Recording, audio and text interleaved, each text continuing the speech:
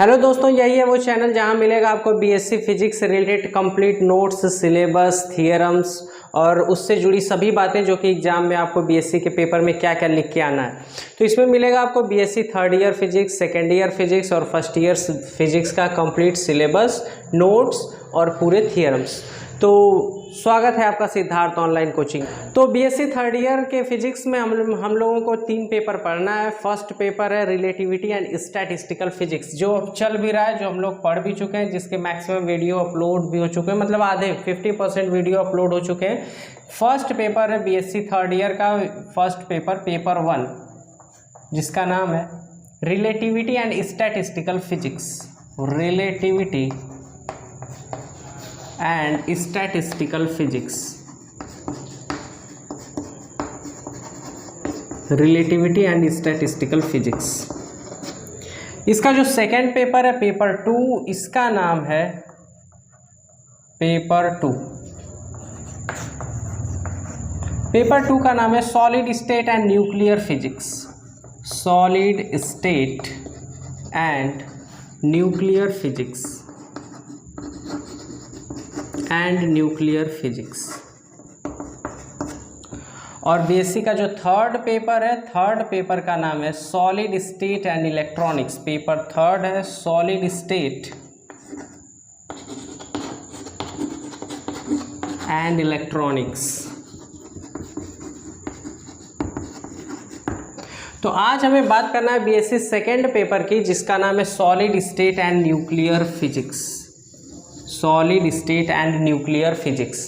तो आज हम लोग पूरी डिटेल जो पढ़ेंगे वो पढ़ेंगे solid state and nuclear physics के। जैसे relativity and statistical physics paper 1 को डिवाइड किया गया था 4 यूनिट्स में, पेपर फर्स्ट को डिवाइड किया गया था 4 यूनिट में, उसी प्रकार से पेपर सेकंड को भी डिवाइड किया गया 4 यूनिट्स में और पेपर थर्ड को भी डिवाइड किया गया 4 यूनिट में।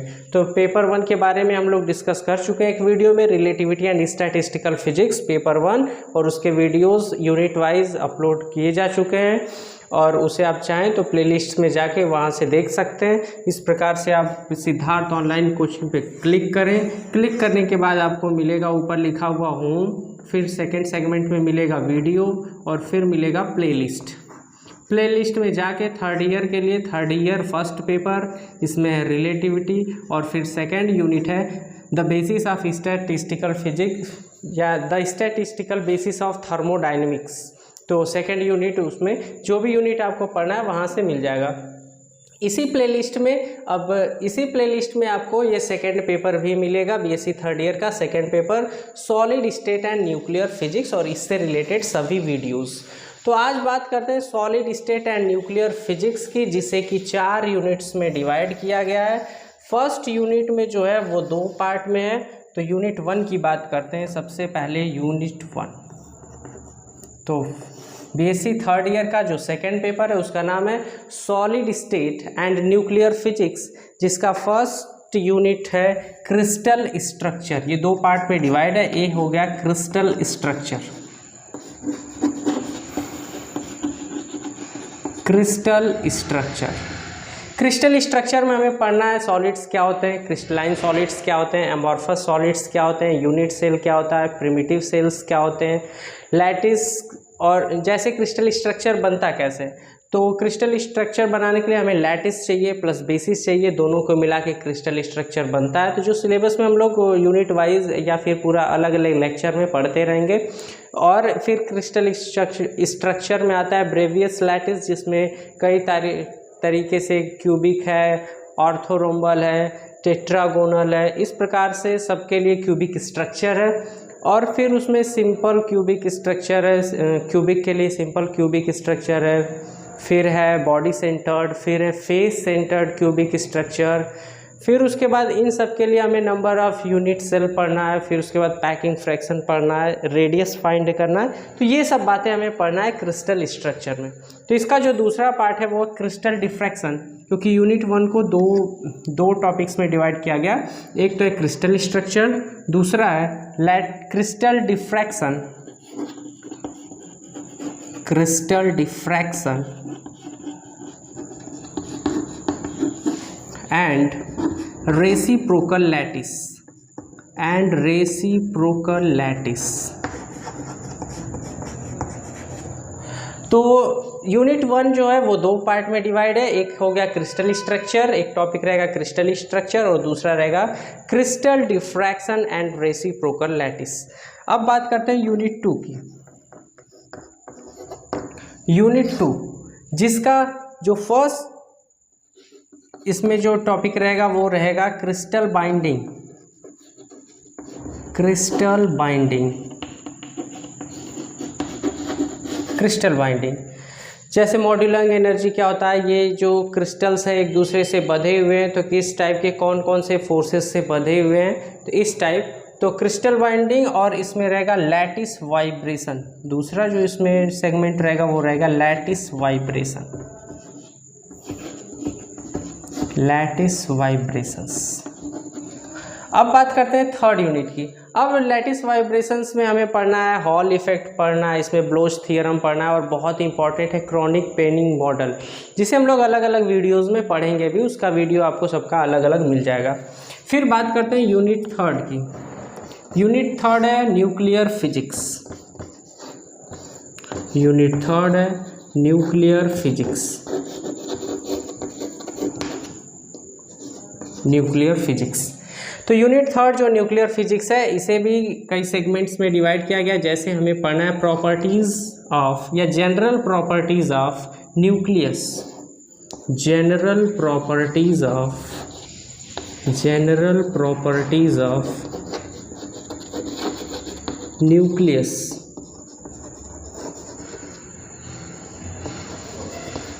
General properties of nucleus.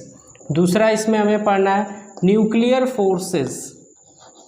Nuclear forces, nuclear के अंदर कौन कौन से फोर्स लगते हैं, जैसे इसमें से अल्फा बीटा गामा रेज निकलती रहती हैं। इसमें सोडी फजांस का नियम है, डिस्प्लेसमेंट, सोडी फजांस डिस्प्लेसमेंट लॉ। तो ये सब कैसे हो रहा है ये सब हम लोग समझेंगे जानेंगे। फिर है nuclear models. Nuclear models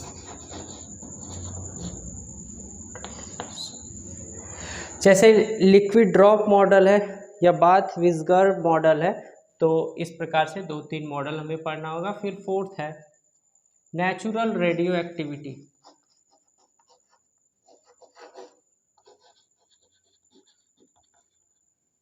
radio activity, radio activity में हमें पढ़ना है किसी भी रेडियो एक्टिव सब्सटेंस के लिए मीन लाइफ टाइम कितना है, इसका हाफ लाइफ टाइम कितना है। तो इस टाइप से सब बातें, इस पे न्यूमेरिकल्स, कोई चीज़ कितने दिन में इतना डीके हो जाएगा, उसका उतना पार्ट समाप्त हो जाएगा, ये सब बातें हमें पढ़ना है। ये हो गया यूनिट थर्ड। फिर हमें पढ़ना है यूनिट 4 न्यूक्लियर रिएक्शन। यूनिट 4 का नाम है न्यूक्लियर रिएक्शन।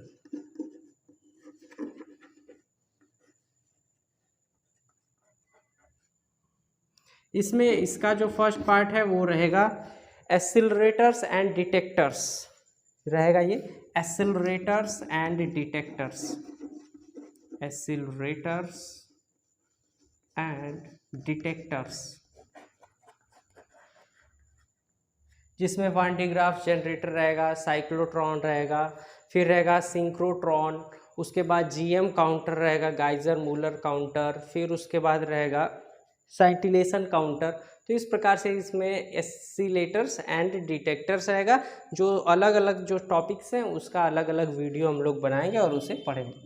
फिर इसमें जो बी पार्ट है वो रहेगा एलिमेंट्री पार्टिकल्स के लिए, एलिमेंट्री पार्टिकल्स।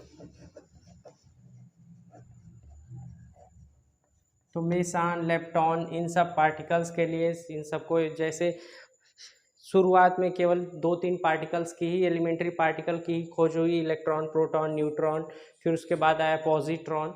तो इसके आधार पे फिर कुछ समय बाद लगभग अब तो लगभग 100 एलिमेंट्री पार्टिकल्स की खोज हो चुकी है। उन्हें कैटेगराइज करना उनके मास के आधार पे, उसके स्पिन के आधार पे, तो इस हिसाब से इन्हें अलग अलग से कैटेगराइज करना है कि एलिमेंट्री पार्टिकल्स को कैसे इनका क्लासिफिकेशन किया जा सकता है। तो इतना हमें पढ़ना है solid state and nuclear physics में, जिसका यूनिट 1 है क्रिस्टल स्ट्रक्चर, और इसी में दूसरा पार्ट रहेगा crystal diffraction and reciprocal lattice, जो इस पे न्यूमेरिकल भी रहेगा, सॉल्व भी करना होगा हमें। फिर यूनिट 2 है क्रिस्टल बाइंडिंग और इसमें रहेगा लैटिस वाइब्रेशंस। यूनिट 3 में रहेगा न्यूक्लियर फिजिक्स और न्यूक्लियर फिजिक्स में रहेगा general properties of nucleus, nuclear forces, nuclear models, natural radio activity. और फिर यूनिट 4 में रहेगा जिसका नाम रहेगा न्यूक्लियर रिएक्टर। न्यूक्लियर रिएक्टर में इन सब में यही पढ़ना है कि पावर रिएक्टर क्या होंगे, फिजन क्या होगा, फ्यूज़न क्या होगा, नाभिकीय संलयन, नाभिकीय विखंडन और नाभिकीय संलयन। फिजन मतलब विखंडन और फ्यूज़न मतलब संलयन। फिर पढ़ना है एक्सेलरेटर्स, डिफरेंट टाइप के एक्सेलरेटर और डिटेक्टर्स पढ़ना है। और फिर पढ़ना है क्लासिफिकेशन ऑफ एलिमेंट्री पार्टिकल्स। तो एलिमेंट्री पार्टिकल्स हैं क्या, उनके टाइप्स क्या हैं और फिर उनके बाद उनका क्लासिफिकेशन। तो अब यूनिट वाइज देखते हैं कि यूनिट 1 में क्या पढ़ना है, यूनिट 2 में क्या पढ़ना है, यूनिट 3 में क्या पढ़ना है और फिर यूनिट 4 में हमें क्या क्या पढ़ना है। तो ये आपका फर्स्ट यूनिट जो कि 2 पार्ट्स में डिवाइड है, एक है क्रिस्टल स्ट्रक्चर और दूसरा है crystal diffraction and reciprocal lattice. तो क्रिस्टल स्ट्रक्चर में अगर बात करें तो हमें पढ़ना है लैटिस ट्रांसलेशन वेक्टर्स, लैटिस क्या होते हैं, सिमेट्री ऑपरेशंस क्या होते हैं, फिर उसके बाद बेसिस एंड क्रिस्टल स्ट्रक्चर, कैसे बेसिस और लैटिस को मिला के क्रिस्टल स्ट्रक्चर बनता है। फिर प्रिमिटिव यूनिट सेल क्या होते हैं, यूनिट सेल में भी 1 डायमेंशनल, 2 डायमेंशनल, 3 डायमेंशनल। फिर उसके बाद 2 डायमेंशनल लैटिस टाइप, फिर ब्रेवियस लैटिस पढ़ना है हमें, 3 डायमेंशनल ब्रेवियस लैटिस जिसमें अलग अलग हैं कि क्यूबिक के लिए क्या होगा, हेक्सागोनल के लिए क्या होगा, टेट्रागोनल के लिए क्या होगा, मोनोक्लिनिक के लिए क्या होगा, ट्राइक्लिनिक के लिए क्या होगा, इन सब के बारे में हमें पढ़ना है। फिर पढ़ना है Miller indices, simple crystal structure, फिर सिंपल क्रिस्टल स्ट्रक्चर, फिर क्लोज्ड पैक्ड स्ट्रक्चर्स, NaCl के लिए, HCP के लिए, डायमंड के लिए, जिंक ब्लेंड के लिए। तो HCP मतलब है हेक्सागोनल क्लोज पैक्ड स्ट्रक्चर। तो इस टाइप से ये हमें पढ़ना है इतना। इसमें सिंपल क्यूबिक है, सिंपल क्यूबिक स्ट्रक्चर है, फिर उसके बाद बॉडी सेंटर्ड है, फेस सेंटर्ड है। इन सब के लिए हमें फाइंड करना है number of atoms per unit cell.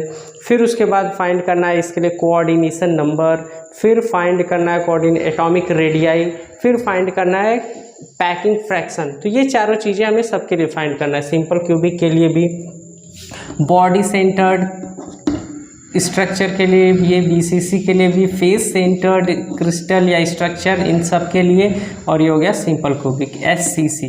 तीनों के लिए हमें फाइंड करना है, सबसे पहले फाइंड करना है number of atoms per unit cell, उसके बाद हमें फाइंड करना है कोऑर्डिनेशन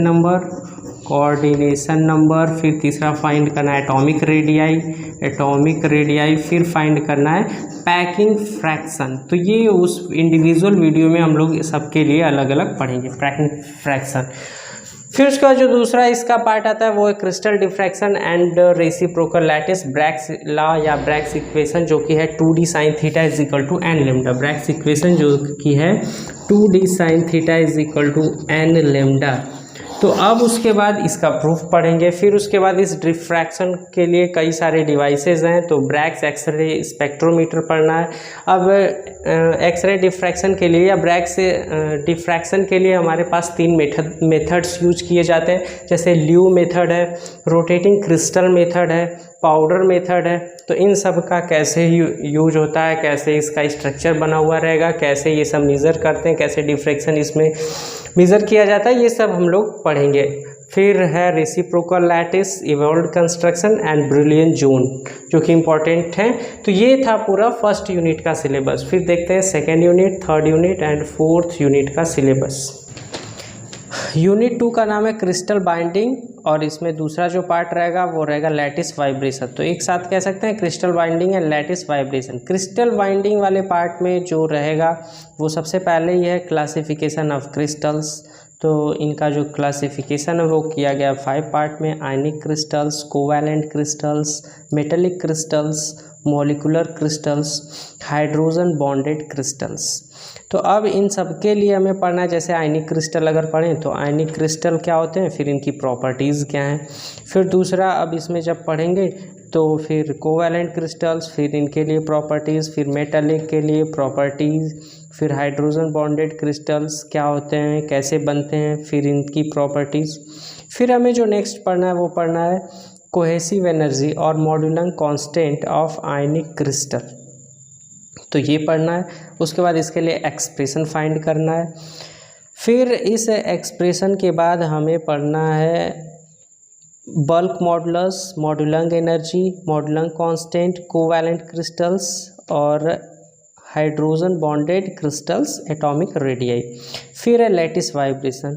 लैटिस वाइब्रेशन के लिए फिर हमें पढ़ना है लैटिस हीट कैपेसिटी, फिर vibration of mono atomic lattice, derivation of dispersion relation, first Brillouin zone, group velocity, continuum limit, और फिर उसके बाद पढ़ना है lattice with 2 atoms per primitive cell, derivation of dispersion relation, acoustic and optical modes, acoustic and optical modes. इसमें फिर vibration of mono atomic lattice पढ़ना है।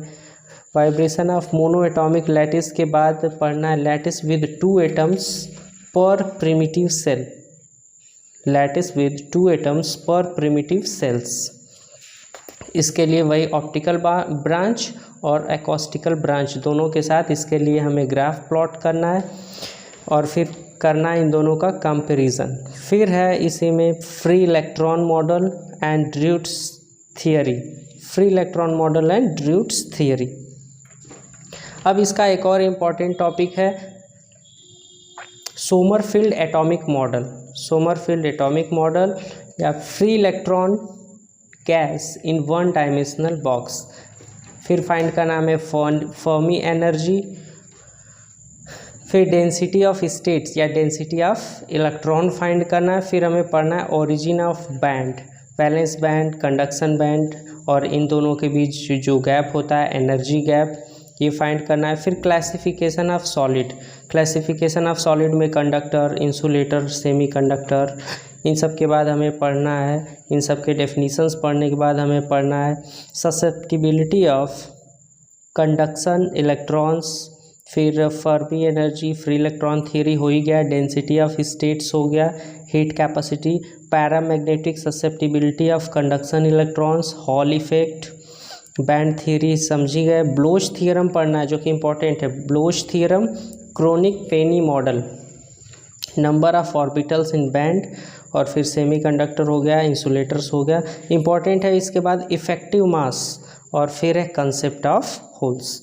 उसके बाद हम लोग आ जाएंगे थर्ड यूनिट में। थर्ड यूनिट जो है वो है थर्ड यूनिट जो है वो है न्यूक्लियर फिजिक्स। न्यूक्लियर फिजिक्स में जो हमें पढ़ना है वो पढ़ना है general properties of nucleus. Nucleus के लिए जनरल प्रॉपर्टी जो कि जिसका आपको पिक दिखाया जा रहा है सिलेबस का। तो जनरल प्रॉपर्टीज़ में सबसे पहले हम पढ़ेंगे प्रॉपर्टीज़ ऑफ न्यूक्लियस। इसमें पढ़ेंगे मास डिफेक्ट क्या है, मास डिफेक्ट क्या है, बाइंडिंग एनर्जी क्या है, charge, size, spin, magnetic moment, Bainbridge mass spectrograph. फिर इसमें दूसरा जो पार्ट है वो है न्यूक्लियर फोर्सेस का, saturation phenomena and exchange of forces. और मास डिफेक्ट के साथ साथ इसी में पढ़ेंगे average binding energy, Yukawa meson theory, और फिर पढ़ेंगे Bainbridge mass spectrograph diagram के साथ पढ़ेंगे। और इसी में एक और टॉपिक रह गया था liquid drop model. Liquid drop model है, सेल मॉडल है और कलेक्टिव मॉडल है। तो अब उसके बाद ये मॉडल्स हो गए। न्यूक्लियर मॉडल जो कि दिखाया गया है नीचे, liquid drop model based with Jacob mass formula, single particle cell model, तो ये हमें पढ़ना है। फिर आ जाता है इसका जो पार्ट है वो है नेचुरल एक्टिविटी का या नेचुरल रेडियो एक्टिविटी कहें तो नेचुरल रेडियो एक्टिविटी जैसे अल्फ़ा बीटा और गामा पार्टिकल्स एमिट होते रहते हैं, उसमें फिर हमें पढ़ना है सोडी फजान्स डिस्प्लेसमेंट लॉ जो fundamental law of radio activity में आएगा। फिर आएगा Rutherford and Soddy disintegration law जिसके लिए एक्सप्रेशन था n=n0 e⁻ जो इंटरमीडिएट में भी आप थोड़ा बहुत पढ़े होंगे। फिर मीन लाइफ टाइम पीरियड पढ़ना है इसके लिए, और फिर हमें फाइंड करना है relation between half life time and average life time. उसके बाद इस पे करने कई सारे न्यूमेरिकल्स। तो न्यूमेरिकल्स करने के बाद फिर अल्फ़ा बीटा गामा डी के पढ़ने के बाद ये यूनिट समाप्त हो जाती है। फिर हम लोग आ जाएंगे यूनिट 4 पे। यूनिट 4 में nuclear reaction, accelerator and detectors, elementary particles. तो न्यूक्लियर रिएक्शन की बात करें तो nuclear reaction and their conservation law, cross section of nuclear reaction, theory of fission, fission मतलब हो गया विखंडन, किसी भी रेडियो एक्टिव सब्सटेंस का टूट के छोटे छोटे टुकड़ों में डिवाइड होना ही कहलाता है न्यूक्लियर फिजन। इसमें एनर्जी एमिट होगी, तो इसमें फिर न्यूक्लियर फिजन पढ़ना है और फ्यूज़न पढ़ना है। इसी टॉपिक में हमें पढ़ना है क्यू वैल्यू, क्वालिटेटिव वैल्यू या थियरी ऑफ फिजन में क्यू वैल्यू और न्यूक्लियर रिएक्शन या फिर इसे कहेंगे क्यू फैक्टर पढ़ना है। और फिर न्यूक्लियर फिजन के बाद हमें इसी में जानना है कि चेन रिएक्शन क्या होता है। वो रिएक्शन जो लगातार बढ़ती जाती है चेन रिएक्शन कहलाती है। जैसे जब न्यूट्रॉन का बम्बारमेंट किया जाता है यूरेनियम पे, तो एक बेरियम और क्रिप्टॉन बनता है और 3 न्यूट्रॉन बनते हैं। इसके बाद फिर जब ये तीनों न्यूट्रॉन यूरेनियम पे इंसिडेंट होते हैं तो फिर 1 से 3, फिर दूसरे से 3, फिर तीसरे से 3, इस प्रकार 9 न्यूट्रॉन एमिट होते हैं और ये रिएक्शन लगातार बढ़ती जाती है, जिसे कहा जाता है चेन रिएक्शन। तो ये 2 टाइप का होगा, कंट्रोल चेन रिएक्शन जैसे न्यूक्लियर रिएक्टर और अनकंट्रोल्ड चेन रिएक्शन जैसे एटम बम। तो न्यूक्लियर रिएक्टर पढ़ना होगा कि इसका यूज कैसे किया जाएगा एनर्जी प्रोड्यूस करने में। फिर हमें पढ़ना है न्यूक्लियर फिजन। फिर आता है एक्सेलरेटर एंड डिटेक्टर्स में हमें पढ़ना है Van de Graaff generator. Van de Graaff generator के बाद पढ़ना है cyclotron, synchrotron, interaction of charge particle and gamma rays with matter, GM counter, Geiger Muller counter, जिसका नाम है गैइजर मूलर काउंटर। तो जीएम काउंटर पढ़ना है, इसका कंस्ट्रक्शन, वर्किंग, और फिर हमें पढ़ना है साइंटिलेशन काउंटर एंड न्यूट्रॉन डिटेक्टर। तो यहाँ ये सेगमेंट ख़त्म हो जाएगा। फिर लास्ट बचता है एलिमेंट्री पार्टिकल्स। तो एलिमेंट्री पार्टिकल्स को जो इनकी कैरेक्टरिस्टिक्स हैं, mass, charge, life time, spin and interaction, इनके आधार पे इन्हें जो है डिवाइड किया गया है कि पार्टिकल्स क्या हैं, एंटी पार्टिकल्स क्या हैं। स्पिन के आधार पे जैसे फर्मियंस एंड बोसॉन्स हैं, इंटरेक्शन के आधार पे फोटॉन्स हैं, लेप्टॉन्स एंड हाइड्रॉन्स हैं। उसके बाद मास के आधार पे लेप्टॉन्स, मेसॉन्स एंड बेरियॉन्स। तो इन सब का किया जाएगा क्लासिफिकेशन, और क्लासिफिकेशन के बाद ये यूनिट हो जाएगा समाप्त, 4th यूनिट। तो ये था आपका बीएससी 3rd ईयर का 2nd paper, solid state and nuclear physics. तो thanks for the watching video. मिलते हैं दोस्तों अगले वीडियो में, तब तक बने रहिए बीएससी के पूरे सिलेबस, पूरे नोट्स और पूरे थियरम्स के लिए सिद्धार्थ ऑनलाइन कोचिंग के साथ।